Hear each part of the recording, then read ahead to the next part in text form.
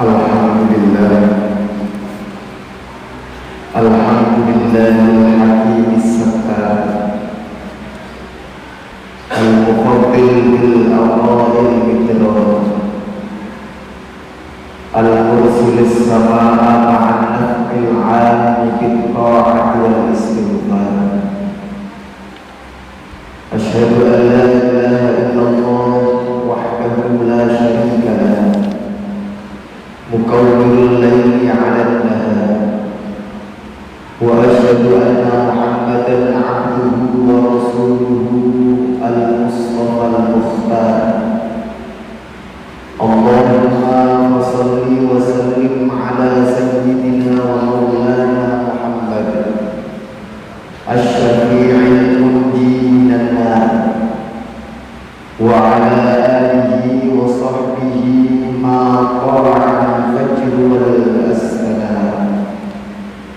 Amma ba'du, fa ya ayyuhal muslimun ittaqullaha wa tubu ilaihi wastaghfiruh yaghfir lakum dhunubakum wa yunbirkum bil arzaqil wadhirar wa sayajzi man ittaqa wa man ahsana wa man sadara kama qala fi kitabihil karim, innahu man yattaqi wa yasbir fa innallaha la yudhi'u ajral muhsinin. Ma'asyiral muslimin, jamaah Jumat yang dimuliakan Allah, musibah demi musibah, bencana demi bencana, mulai dari banjir bandang, tanah longsor, angin puting beliung, juga kecelakaan, perang, pembunuhan dan lain sebagainya, hampir setiap hari terjadi di berbagai belahan dunia, tak terkecuali negeri kita sendiri. Sebagaimana yang kita saksikan setiap hari melalui berbagai pemberitaan di media-media, baik koran maupun televisi, dan jelas semua musibah dan bencana itu membuat kita semua sedih dan prihatin. Hanya saja ketika musibah dan bencana itu terjadi, terlebih di tempat yang jauh dari tempat kita berada, biasanya kesedihan dan keprihatinan itu hanya sekilas begitu saja. Selanjutnya diam-diam kita merasa berlega hati, lalu bersyukur bahwa lokasi musibah itu jauh dari tempat kita berada. Akan tetapi para jamaah sekalian, musibah dan bencana-bencana itu belakangan ini sudah merata terjadi di mana-mana, bahkan beruntun dan terus-menerus di berbagai lokasi di negeri kita ini, bahkan di dekat di mana kita berada.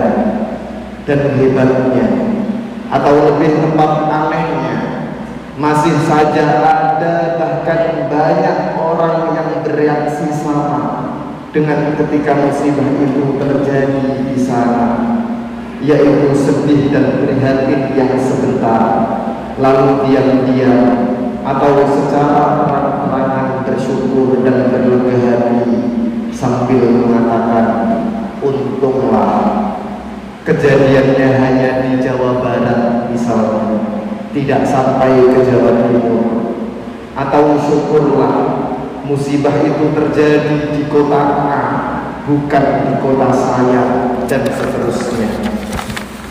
Para jamaah sekalian, mudah-mudahan kita semua tidak termasuk seperti orang-orang itu, yaitu orang-orang yang minim merasa solidaritas dan rasa empatinya terhadap orang lain yang sedang tertimpa musibah atau bencana, siapapun mereka dan dimanapun berada.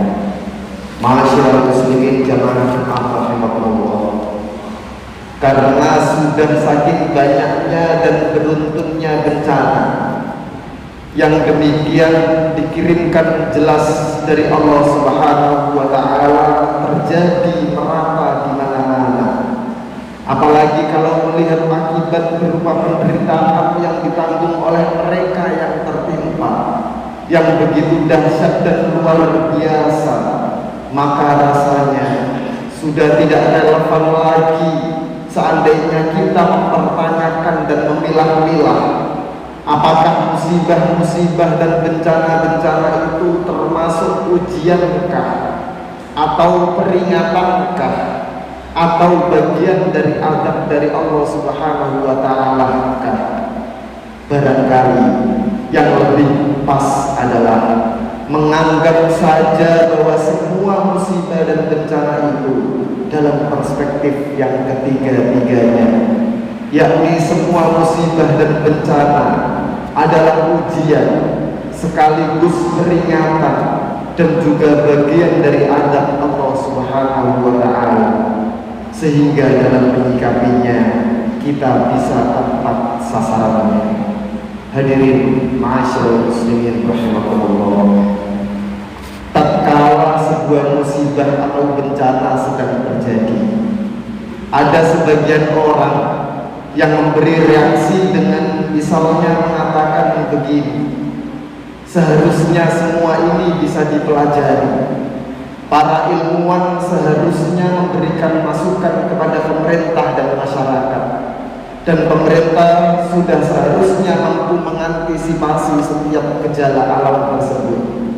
Apa gunanya dibentuk badan meteorologi, klimatologi, dan geofisika kalau tidak untuk mendeteksi gejala-gejala alam itu dan mengantisipasinya? Orang yang berkata seperti ini biasanya termasuk jenis orang yang sok pintar, sok tahu, menganggap dirinya sendiri paling benar, lalu menyalahkan siapa saja selain dirinya. Malah di antara mereka ini ada yang kebablasan, karena kemudian menyalahkan secara personal atau menuding-nuding bahwa presidenlah, gubernurlah, atau bupatilah yang membawa sial, sehingga muncul berbagai musibah dan bencana. Ada juga yang tidak menyalahkan semua orang, tapi hanya menyalahkan orang-orang tertentu saja yang suka membuat kerusakan pada alam dan seisinya. Mereka ini cenderung berargumen bahwa alam juga makhluk Tuhan, alam juga bisa marah dan murka. Itu dikarenakan manusianya yang terus-menerus merusak dan mencederainya. Bukankah tidak cuma manusia yang bisa kecewa? Bukankah tidak hanya manusia yang bisa marah, mengamuk, dan sebagainya, melainkan alam pun bisa. Yang ini agak lumayan, hanya saja tetap bukan merupakan pemecahan masalah yang tepat, karena yang ada hanya meradang dan sekedar menggerutu. Lantas, sikap bagaimanakah yang terbaik bagi kita semua untuk merespon segala musibah dan bencana? Respon terbaik dalam menerima musibah tidak lain adalah muhasabah, introspeksi, dan mawas diri yang didasari oleh kelapangan dada dan kerendahan hati. Dalam muhasabah itulah kita harus mau mengakui bahwa semua musibah dan bencana yang terjadi adalah akibat dari kesalahan kolektif dan dosa bersama, termasuk diri kita sendiri. Percuma dan tidak pada tempatnya saling melempar dan tunjuk kesalahan, atau menganggap hanya pihak tertentu sajalah yang melakukan dosa dan kesalahan. Bukankah manusia secara berjamaah telah mendurhakai Tuhannya sendiri yang telah menciptakannya dan juga alam semesta ini? Itulah kenyataannya. Coba kita perhatikan bersama, sekian banyak aturan Tuhan telah dilanggar secara beramai-ramai. manusia yang oleh Allah seharusnya telah diangkat sebagai Khalifatullah fil ardh untuk menata dan memakmurkan dunia, justru tidak merawat dan mengelolanya secara baik, malah membuat kerusakan di mana-mana. Sekarang ini orang banyak merasa dirinya benar, tidak mau membenarkan ketika melihat orang lain berbuat salah, malah hanya menyalah-nyalahkan saja. Orang yang melihat ada kesempatan untuk melakukan korupsi tidak segera menutup kesempatannya untuk berkorupsi, malah justru menikmatinya, terus mencari peluang untuk terus bisa melakukan korupsi. Hukum yang semestinya berfungsi mengatur malah diatur-atur. Para penegak hukum yang melenceng tidak dibantu menegakkan, tapi malah didorong untuk memelencengkannya dan seterusnya dan sebagainya. Masyaallah. Oleh karena merupakan akibat dari dosa massal atau jamaah, maka untuk menghentikan musibah demi musibah yang secara beruntun telah dikirimkan oleh Allah kepada bangsa kita ini, tentu saja tidak lain kecuali harus melakukan pertaubatan secara bersamaan dan massal pula. Hanya saja taubat massal yang dimaksud bukanlah taubat dalam pengertian yang sekedar sederhana seperti yang kita kenal selama ini. Misalnya hanya berupa ramai-ramai beristighosah dan beristighfar secara seremonial sambil menangis-nangis meminta ampunan Tuhan, dan sesudah itu selesai. Itu bukannya tidak penting, tapi yang demikian belum bisa disebut sebagai taubat yang sesungguhnya. Taubat yang sebenar-benarnya taubat, termasuk taubat massal, menurut Imam Al-Ghazali, ialah harus dimulai dari kemauan masing-masing diri untuk mengidentifikasi dan mencari-cari kesalahannya sendiri-sendiri, lalu menyesalinya, dan kemudian bertekad untuk tidak mengulanginya lagi. Mereka yang merasa pernah merampas hak orang lain, misalnya pejabat yang pernah mengkorupsi harta rakyatnya, haruslah segera mengembalikannya atau meminta keikhlasan mereka yang telah dirampas haknya. Bukan sebaliknya, rakyat yang disuruh meminta maaf kepada para pejabatnya. Lebih-lebih menjelang tahun politik ini, mereka-mereka yang selama ini suka main sogok menyogok atau suap menyuap, baik yang memberi maupun yang menerima, agar segera berhenti dan berjanji untuk tidak lagi mencoba mengulangi. Mereka yang karena kelebihan harta, baik berupa kekayaan, kepandaian maupun kekuasaan, hendaklah segera menyadari bahwa itu semua adalah pemberian dan anugerah Tuhan yang seharusnya disyukuri, didaya gunakan untuk kemaslahatan orang lain, bukannya malah dijadikan sarana alat untuk angkuh, sombong, memperkaya diri sendiri sambil menekan dan merendahkan orang lain. Mereka yang selama ini hanya mau didengar terus dan tidak mau mendengar pendapat orang lain, yang merasa selalu dan paling benar, bahkan memutlakkan pendapat dan kebenarannya sendiri, hendaklah segera menyadari bahwa kebenaran mutlak hanyalah milik Allah Subhanahu wa Ta'ala, dan mulailah belajar untuk menghargai pendapat orang lain. Demikian dan seterusnya dan sebagainya. Barulah setelah itu dengan secara tulus dan khusyuk kemudian bersimpuh dan beristighfar, memohon ampun kepada Allah Subhanahu wa Ta'ala yang Maha Pengampun. Hadirin jamaah Jumat rahimakumullah, itulah taubat dengan thariqah ta'abbudiyah, yaitu dengan menggunakan pendekatan kehambaan. Karena namanya saja pendekatan kehambaan, maka kuncinya hanya satu, yaitu tawadhu atau kerendahan hati. Tanpa sikap rendah hati, taubat pasti akan sia-sia belaka. Demikianlah khutbah ini. Mudah-mudahan ada manfaatnya. Mudah-mudahan Allah Subhanahu wa Ta'ala selalu berkenan meletakkan cahaya penerang ke dalam akal budi dan nurani kita semua. Amin Allahumma amin. Ja'alana Allah wa iyyakum minal faizin al-aminin wa adkhalana wa iyyakum fi zumratil muwahhidin at-tabi'in. Qala Allah Ta'ala wa huwa asdaqul qa'ilin. A'udzu billahi minasyaitonir rajim. Bismillahirrahmanirrahim. Faqul astaghfiru rabbakum innahu kana ghaffara yursilis samaa'a 'alaikum bidrara wa yumdidkum bi amwalin wa banin wa yaj'al lakum anhara. Barakallahu li wa lakum fil Qur'anil 'azim wa nafa'ani wa iyyakum bima fihi minal ayati wa dzikril hakim wa taqabbala minni wa minkum tilawatahu innahu huwas sami'ul 'alim. Wa qul rabbighfir warham wa anta khairur rahimin.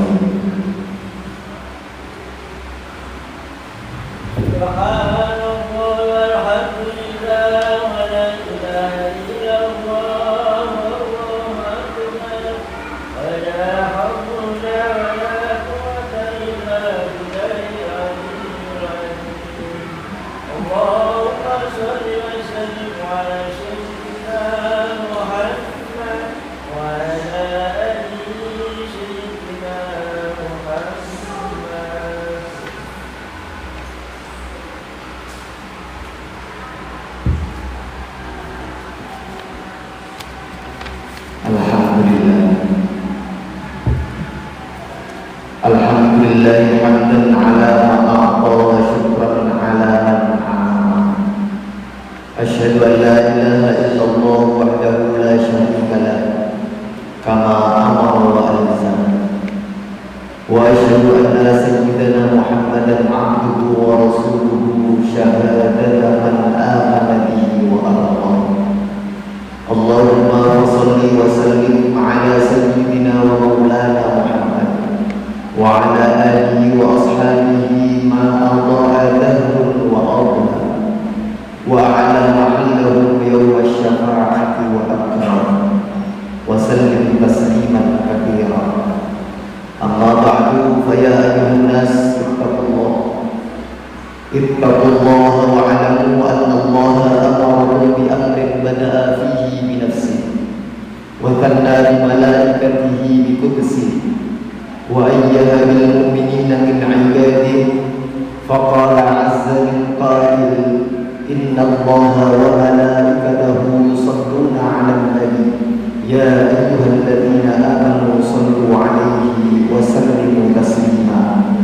Allahumma salli wa sallim 'ala sayyidina wa habibina wa maulana Muhammad wa 'ala alihi wa ashabihi wa azwajihi wa dhurriyyatihi ajma'in وعلى جميع الملائكة المقربين وسائر الأنبياء والمرسلين وعلى جميع الأولياء والشهداء والصالحين وأهل الطاعة أجمعين واجعلنا منهم يا أرحم الراحمين.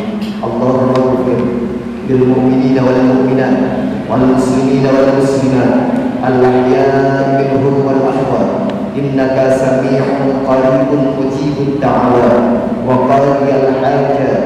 اللهم أكرمنا بأنواع الخيرات وادفع عنا أنواع الفتن والبليات وآمنا من جميع المحن والآفات إنك على كل شيء قدير. اللهم انصرنا على من عادانا ولا تجعل مصيبتنا في ديننا. اللهم لا تجعل الدنيا أكبر همنا ولا مبلغ علمنا ولا غاية رغبتنا. اللهم لا تسلط علينا من لا يرحمنا ولا يكرمنا. ربنا إنك أنت الحق المبين القوي المتين فارحمنا برحمتك يا أرحم الراحمين. ربنا آتنا في الدنيا حسنة وفي الآخرة حسنة وقنا عذاب النار والحمد لله رب العالمين. عباد الله إن الله يأمر بالعدل والإحسان وإيتاء ذي القربى وينهى عن الفحشاء والمنكر والبغي يعظكم لعلكم تذكرون واذكروا الله العظيم يذكركم واشكروا على